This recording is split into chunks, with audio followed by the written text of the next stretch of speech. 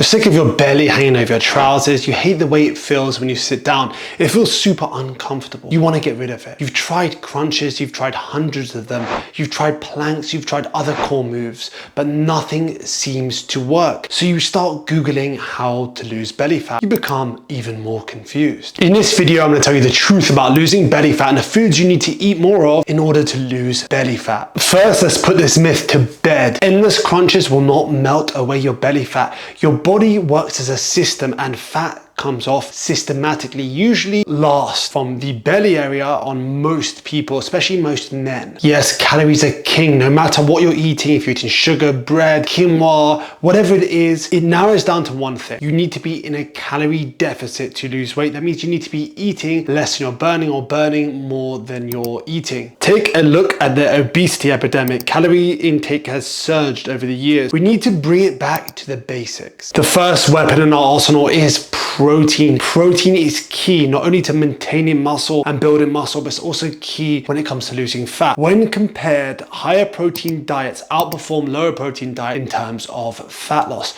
People that are on higher protein diets tend to lose more fat. This is usually because of a few things. Number one, the protein is more satiating. It will fill you for longer, preventing you from overeating. Number two, it also requires more energy to actually break down protein. That might be minimal on its own, but when you combine that with the fact that it's more filling, it does contribute. Eggs, Greek yogurt, cottage cheese, chicken breast, turkey, and protein powder. These are the superheroes of the protein world, particularly because they're a good source of high quality protein and contain very little calories. You can get protein from beans, lentils, and peas too. It's just gonna take a lot more planning. Remember, I said calories are king. Yes, they are. We're going to come back to calories now. And this is more or less how your plate should look. It should be dominated by nutrient-rich foods which are low in calories and filling. Stuff like vegetables. Look how many vegetables on this plate. Plate's around 50% vegetables, around 25% protein, around 25% carbs.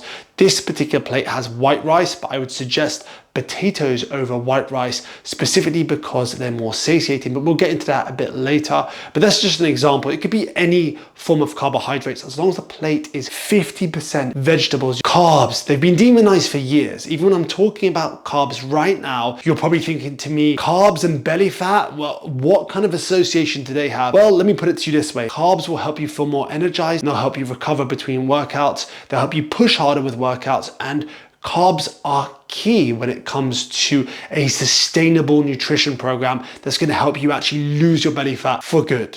Oats are a particularly good source of carbs. They're full of fiber. They actually feed your gut microbiome so they can improve digestion, regulate blood sugar levels as well.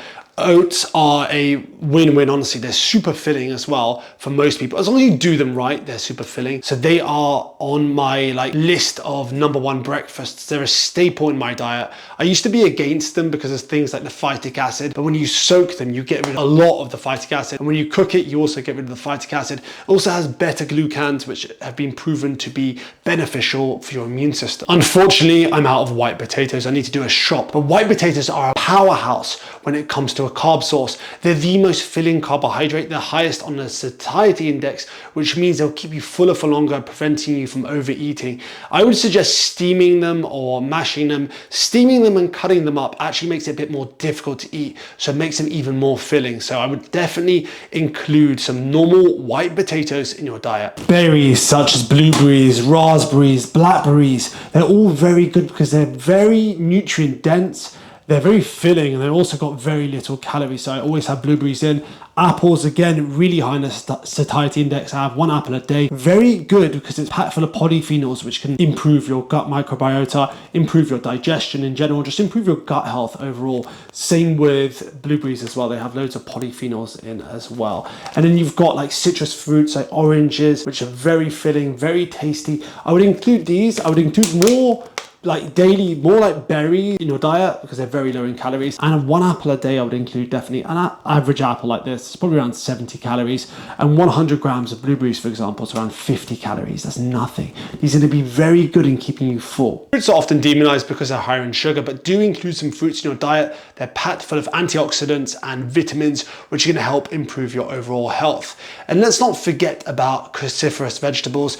Include them in your diet. When I talk about 50% vegetables on your plate, I'm talking about cruciferous vegetables like kale, broccoli, cauliflower, Brussels sprouts, if you can get hold of them. They're all very good at keeping you full for like very low amounts of calories. And broccoli has a specific compound in called sulforaphane, which is very good at reducing inflammation levels. Also a compound in cruciferous vegetables called indole-3-carbinol, which has been proven to actually reduce estrogen levels in your body. So that's also beneficial. Anyway, if you follow this video, you incorporate these foods into your diet, you build your diet around whole foods, you're going to be fuller for longer, decreasing your chances of overeating. You're going to have a diet that's packed full of nutrients, packed full of the macronutrients you need, as well as the micronutrients to perform the best, recover the best, and actually look your best. Because remember, your diet has to be sustainable, but that doesn't mean completely wiping out like junk foods. You can still eat them 20% of the time. But if a diet is made up of the foods I discussed in this video, and obviously more, it's not exclusive to the foods I discussed, these foods are particularly good, then you're gonna be good. 80% of the time like this, 20% of the time pretty much whatever you want within reason. That's all I really wanted to cover. Any questions at all, as always, comment below. If you want to see what I'm up to or what I eat daily, then go follow me on Instagram. That's at AdamScottFit. I post daily a lot about food, just because that's what I'm doing half the time at least, and a lot about other topics as well, mindset, nutrition topics, just to do with building muscle and losing fat. Anyway, have the best day ever, and we'll talk soon.